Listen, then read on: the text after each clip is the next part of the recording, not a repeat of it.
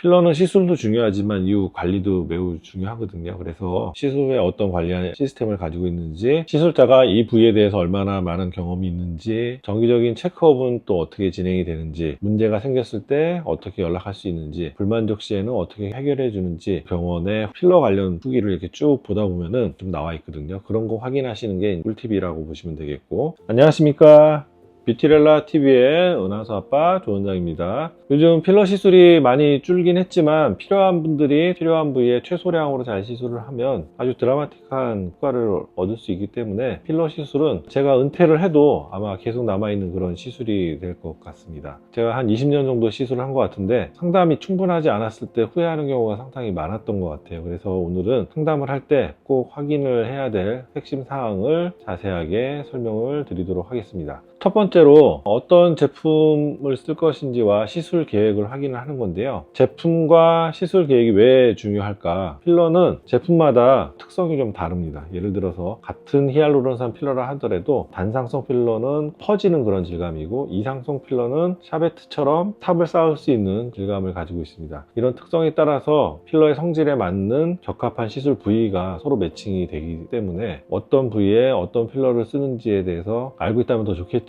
얼마 전에 한 환자분이 내원하셨는데 필러 시술을 받은 후에 퍼짐 현상으로 고생을 하고 계셨습니다. 알고 보니까 본인이 어떤 제품으로 시술 받았는지도 모르고 계시더라고요. 그래서 상담 시에 여기서 쓰는 제품은 어떤 거고 이게 이 부위에 좀 잘 맞는 건지 알고 싶어요, 이렇게 얘기를 하면 시술자분께서 잘 말씀을 해주실지 않을까 이렇게 생각이 듭니다. 그리고 한 번에 용량이 어느 정도 들어갈지, 리터치가 필요할지, 치료 간격은 어떻게 될지 이런 것들은 당연히 기본적으로 확인을 해야 되겠죠. 두 번째로 부작용이 생겼을 때 이제 관리 방법에 대해서 이해를 좀 하셔야 되는데요. 최근에 한 환자분이 다른 병원에 상담 받았는데 절대 부작용 없습니다 라는 말을 들었다고 하시더라고요. 하지만 이것은 사람이 하는 일인데 불가능한 일이겠죠. 부작용을 안 만든 의사는 경중은 좀 다를 수 있겠지만 없을 거고, 다만 생겼을 때 각 상황별로 어떻게 대응할 것인지 미리 알고 계시는 게 좋은 겁니다. 예를 들어서 틴달 현상, 필러 퍼짐, 왜 이런 현상이 생기는지, 예방하기 위해서는 어떻게 해야 하는지, 발생하면 어떻게 해결할 수 있는지, 그런 것들을 설명을 받으면 좋은데 이건 좀 약간 디테일한 얘기이긴 합니다. 보통은 생겼던 분들이 왔을 때 그 상황에 대해서 이제 설명을 해드리게 되거든요. 퍼진 건지 비치는 건지 틴달 현상인 건지, 생긴 이유가 피부의 투명도나 얇기가 너무 심해서 잘 생기는 타입인지, 아니면 사용했던 필러를 양을 많이 써서 생긴 건지 되게 다양하거든요. 이런 상황으로 오신 분들은 이런 상황이 왜 생겼는지에 대해서 좀 설명을 듣고 그걸 알아야 이 일이 덜 생기도록 하는 시술 플랜을 세울 수가 있으니까 그런 맥락에서 이해를 하시면 좋을 것 같습니다. 세 번째는 시술자의 경험과 이제 사후 관리 시스템을 파악을 하기라고 말씀을 드렸는데, 얼마 전에 한 환자분께서 필러를 맞고 문제가 생겼는데 그 병원에서는 시간이 지나면 다 좋아질 거라고 하면서 적극적인 관리를 안 해줬었다. 이런 경우에는 책임지고 끝까지 관리를 해주지 않고 시간 탓, 체질 탓 이렇게 돌리는 경우가 있는데, 이것은 저는 매우 잘못된 태도라고 생각이 듭니다. 필러는 시술도 중요하지만 이후 관리도 매우 중요하거든요. 그래서 시술 후에 어떤 관리